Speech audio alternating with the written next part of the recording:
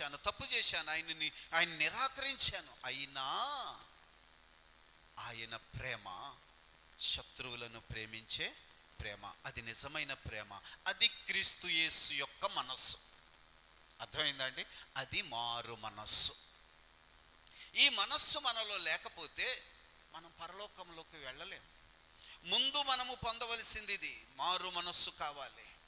అందుకొరకు నీవు మారు మనస్సును కొరకు నువ్వు ప్రార్థన చేయాలి. దేని పిల్లలు గమనించాలి, నువ్వు ప్రార్థన చేయాలి. ప్రభువా, ముందు మనకేం కావాలంటే నేను ఆ పరిశుద్ధ పర్వతం మీద ఉండాలి అనే మనస్సు కావాలి కదా. నేను అక్కడ ఉండాలని అంటే నా మనస్సు ఎవరి వలె ఉండాలి? దైవ మనస్సు అయ్యి ఉండాలి. దైవ మనస్సు అయి ఉంటే ఆ మనస్సు ఏమిటి? పొరుగువానిని ప్రేమించే మనస్సు. పొరుగువానిని నేను ప్రేమిస్తున్నానడానికి రుజువేమిటి? నా ప్రార్థనలో నన్ను గురించి మాత్రమే కాదు, నా పొరుగువానిని గురించి కూడా నేను